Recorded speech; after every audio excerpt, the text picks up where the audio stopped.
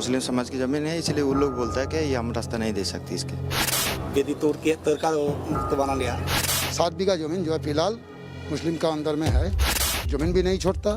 बांग्लादेश में चल रहा है। कुछ दिन बाद लोग बोल रहे हैं कि यहाँ से भागना पड़ जाएगा।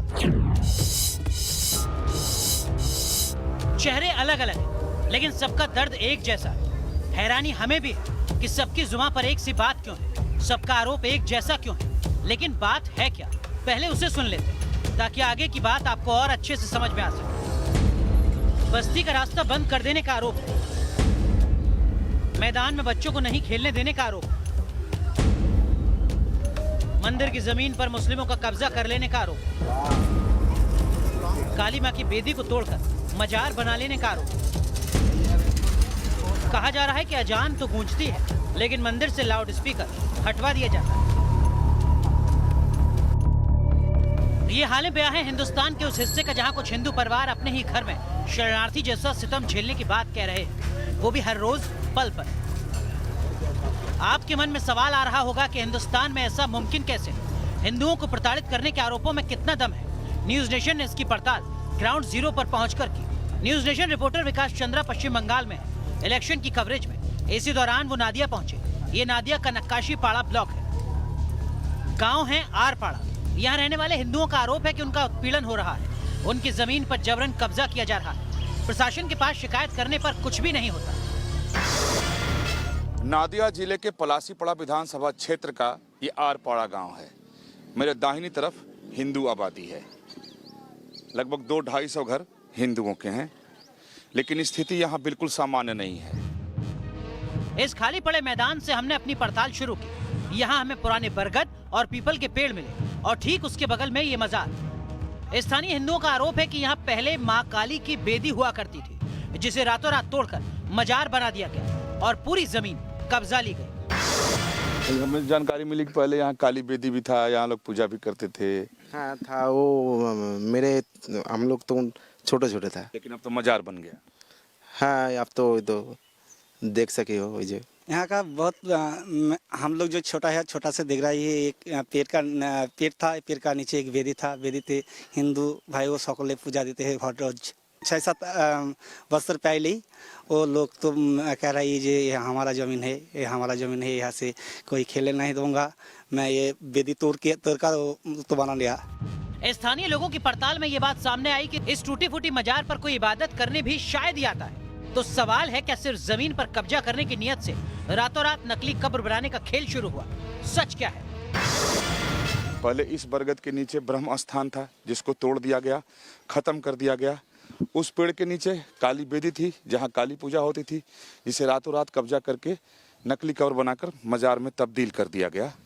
अब यहाँ हिंदुओं के आने जाने पर पाबंदी है। मुश्किल मैं यहाँ आया हूँ, मुझे भी नहीं आने दिया जा रहा था।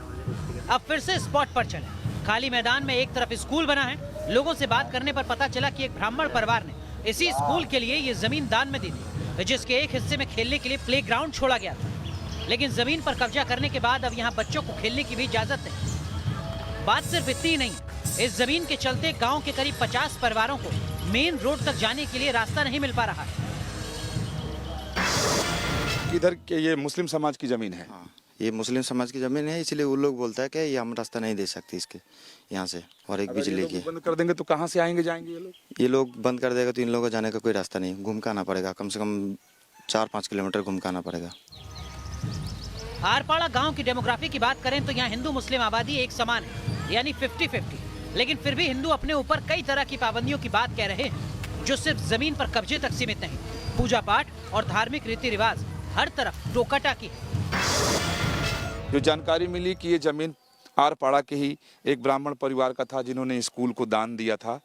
स्कूल तो है और आधा मैदान था बच्चों के खेलने के लिए, और अब उस पर कब्जा किया जा चुका है।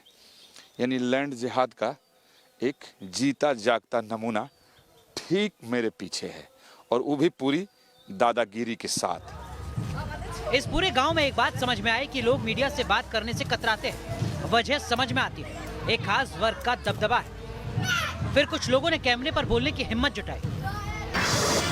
आप लोग लाउड स्पीकर नहीं बजा सकते, हरिनाम संकीर्तन नहीं कर सकते। लाउड स्पीकर जोर से बजाने के लिए बाधा प्राप्त करे एरा অন্যান্য সম্প্রদায় যারা আছে তারা বাধা সৃষ্টি করে লাউডস্পিকার জোরে বাজালে। অনেক সময় পুজো অনুষ্ঠানের ক্ষেত্রে রাস্তা দিয়ে অনেক আমাদের হিন্দু মহিলারা যাতায়াত করে, প্রতিবেশী গ্রাম যে সমস্ত এই মেলায় অংশগ্রহণ করে মুসলিম সম্প্রদায় যে সমস্ত ব্যক্তি এখানকার মুসলিম আমাদের হিন্দু সম্প্রদায় সাথে টোন টিক্কারও করে। गांव में कई जगह इस तरह का जमीन विवाद दिखता है। अब ये दूसरा एग्जाम्पल लीजिए। एक और शिव मंदिर पर हमारी टीम पहुंची। आरोप है कि इस मंदिर की 7 बीघा जमीन पर मुसलमानों का अवैध कब्जा है।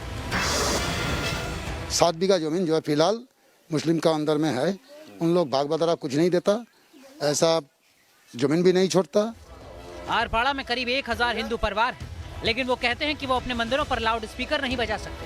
घरों में रामायण पाठ या दूसरे धार्मिक आयोजनों पर भी लाउड स्पीकर का इस्तेमाल नहीं कर सकते, जबकि गांव में 6 मस्जिद जिनमें लगे लाउड स्पीकर में फुल वॉल्यूम पर 5 वक्त की अजान दी जाती है।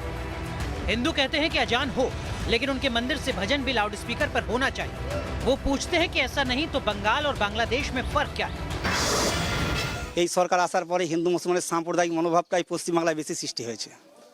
एकदम ये बांग्लादेश बनाते चला जा रहा है। হ্যাঁ, বাংলাদেশ বানাতে চল रही है। हिंदुओं के ऐसे सवाल पर हमें भी यकीन नहीं हो रहा था, लिहाजा हम उसका सवाल लेकर मुस्लिम समुदाय के लोगों के बीच पहुंचे। मंदिर मजार की जमीन विवाद को लेकर पूछा तो उनका जवाब था, जमीन 16 आने मुस्लिमों की है, उनके पास उसके कागजात भी मौजूद हैं।